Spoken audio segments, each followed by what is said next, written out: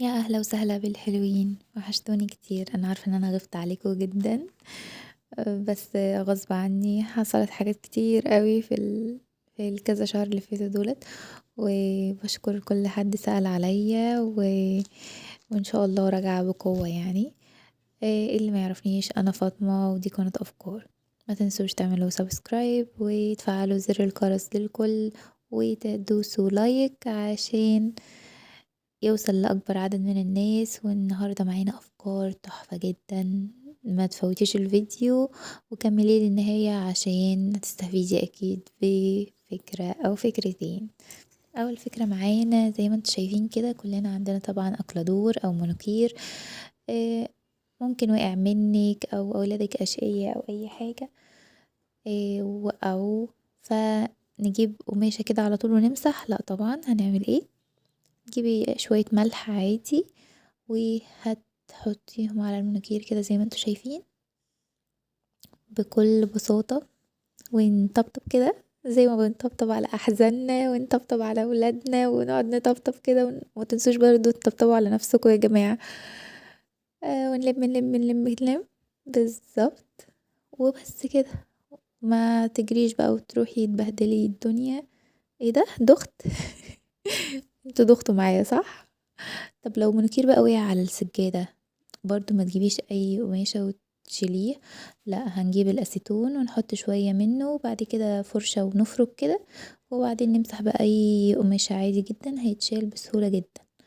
الفكرة التانية اللي بعد كده، عندك مصفى وجالك ضيوف فجأة، تعملي عصير او عايزة تصفي طماطم وكل شوية المصفى تقع. كل شوية المصفى تقع زي ما انتوا شايفين كده، بتحصل معانا كتير جدا. طب انا عايزة اقولكوا بقى ايه فايدة البوز اللي قدام ده. نجيب اي حاجة رفيعة، شوكة معلقة اي حاجة، ونحطها فيها زي ما انتوا شايفين كده، واستحالة تقع. هتصفي عصير، هتصفي طماطم، هتصفي اي حاجة من غير ما تقع. بجد جربوها ويعني هتدعولي. الفكرة اللي بعد كده، الفرشة دي تحفة. كانوا التلاتة ب7 أو ب10 مش فاكرة، بس حلوين قوي. تغسلي بيهم المقوار، تغسلي بيهم المبشرة، تغسلي بيهم. بصي انا حطاهم في الحمام، وحتى واحدة في المطبخ. الأحواض أي حاجة بجد حلوة قوي. هتنفعكوا، فلازم تجيبوها ولازم تبقى عندكوا. زي كده المقشرة برضو.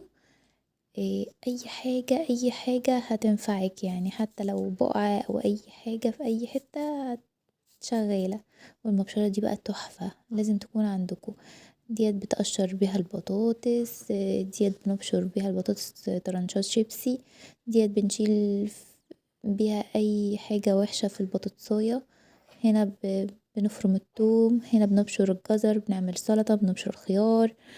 واخر حاجة ديت بنقطع بيها الايه، الجزر، نعمل مخلل، نعمل بطاطس شكل اعوج كده زي ما انتوا شايفين يعني، مش هتستغنوا عنها. طيب هنا بقى ايه؟ طبعا كلنا عندنا اطفال اشقياء بيحبوا يطلعوا مواهبهم على الحيطة زي اللي عندي كده. طب هنجيب ايه؟ معجون الاسنان يفضل يبقى ابيض، ونقعد نغسل نغسل نغسل كده. بس على فكرة والله ما عجبنيش الحوار ده خالص، انا قلت اجربه معاكم كده، بس هو شيل القلم الرصاص بس. انا طبعا في قلم جاف اللي هو القلم الازرق، طبعا ما تشلش معايا، فكان مجهد جدا وقعدت ادعك كتير قوي، بس برضو ما ايه، مفيش فايدة. طب ايه اللي بيجيب من الاخر بقى؟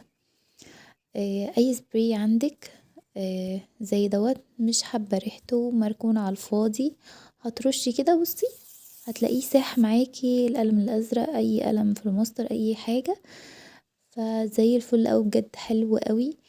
ولو مش عايزة توفري يعني وكده، سترس بقى.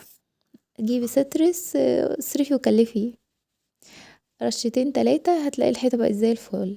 او اللي هي السفنجة السحرية، بجد تحفة. جربوها وهعمل لكم ريفيو عنها في فيديو جاي ان شاء الله. وبس كده. الفكرة اللي بعد كده، التوم. مين ما بيعنيش ان احنا نقعد نقشر التوم. كلنا طبعا بنعاني. هنعمل ايه بقى؟ نجيب التومية كده اللذيذة دي الأمورة ونحطها. فكرة حلوة قوي هتعتمديها يعني، ولا تقعدي بقى تعملي في ضوافرك ولا اي حاجة. نجيب السكينة ونقعد ايه، ندب عليها دبة زي ما انتوا شايفين كده. نفتكر بقى الناس اللي بيضايقونا بقى وندب كده نطلع الطاقة السلبية.